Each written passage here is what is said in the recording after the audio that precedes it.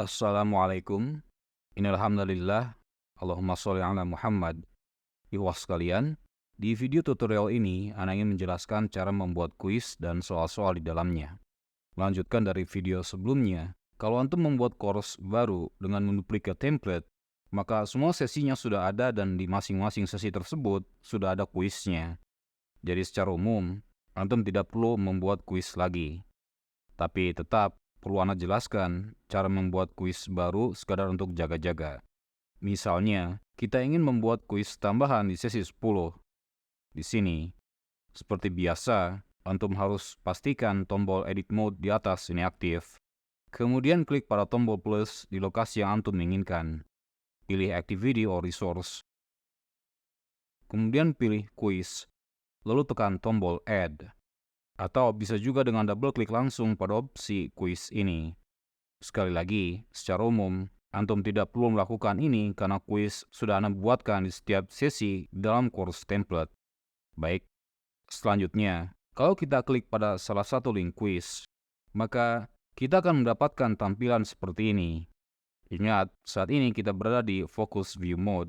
Lebih tepatnya adalah sedang membuka quiz, bukan lagi di level course. Artinya adalah, semua menu di atas ini adalah milik quiz, bukan milik course. Maaf, Ana coba balik lagi ke level course agar lebih jelas. Ketika berada di level course atau di overview mode, semua menu ini adalah menu global yang dimiliki oleh course. Tapi kalau kita kembali lagi ke quiz 10 dengan menekan linknya, saat ini yang kita lihat di bar ungu adalah setelan atau menu milik quiz 10. Baik, saat di level quiz, ada 4 halaman penting yang perlu kita ketahui. Yang pertama adalah halaman quiz.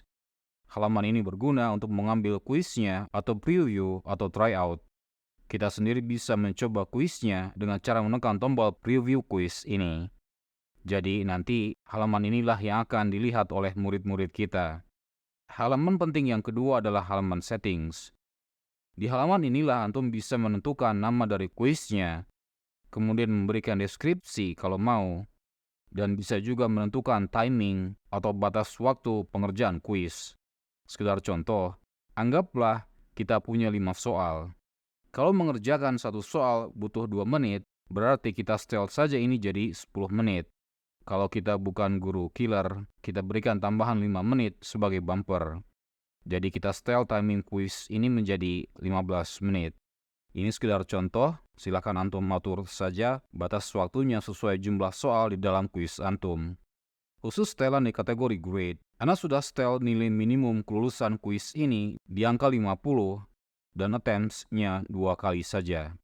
Secara umum, untuk grade ini antum tidak perlu ubah setelannya. Kemungkinan besar antum hanya perlu setel timing atau batas waktunya. Kalau sudah, dan antum ingin menyimpan perubahannya, antum bisa klik tombol Save and Display. Baik. Halaman penting yang ketiga adalah questions. Nah, di halaman inilah kita bisa mengurutkan dan mengedit soal-soal yang ditanyakan di dalam quiz. Antum bisa melihat kalau Anda sudah buatkan 2 soal bohongan atau dummy questions.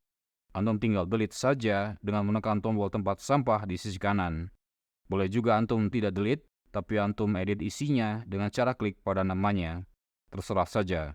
Untuk sekarang, Anda delete karena kita akan belajar cara membuat pertanyaan pilihan ganda dari awal. Untuk membuat pertanyaan baru, kita bisa klik pada tombol Add ini, kemudian pilih A New Question. Kalau antum perhatikan, sebenarnya Moodle itu menyediakan banyak sekali jenis soal ya.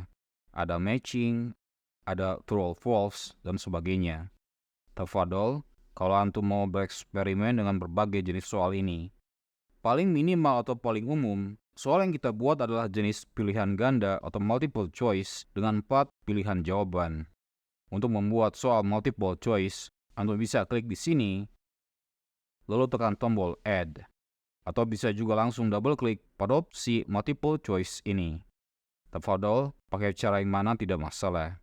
Selanjutnya, kita akan dibawa ke halaman pembuatan soal pilihan ganda. Hal pertama yang perlu kita perhatikan saat membuat soal adalah namanya.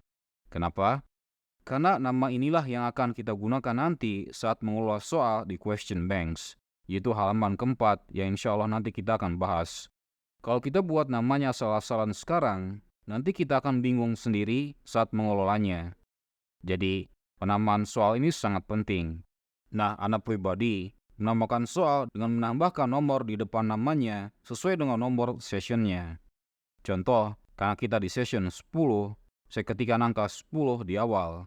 Kemudian baru nama dari soalnya. Sebisa mungkin namanya itu singkat dan deskriptif. Karena hanya untuk contoh, saya namakan example question. Sekali lagi, saya gunakan angka 10 di depan namanya karena soal ini pelajaran aslinya ada di sesi 10.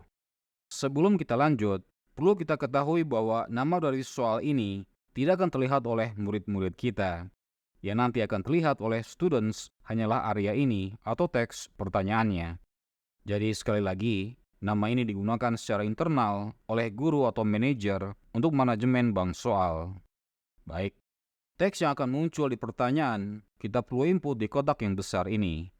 Sekadar contoh, saya ketikkan, "This is just an example." The answer is 2. Selesai teks soalnya kita buat, saatnya kita menulis pilihan jawabannya. Meskipun mudah menyediakan 5 pilihan jawaban, yang kelima ini tidak perlu kita isi. Kita cukup isi 4 saja. Jadi ini standar kita di IDE saja. Pilihan gandanya 4 saja. Selanjutnya, agar tidak pusing, antum juga tidak perlu mengacak posisi jawaban benarnya secara manual.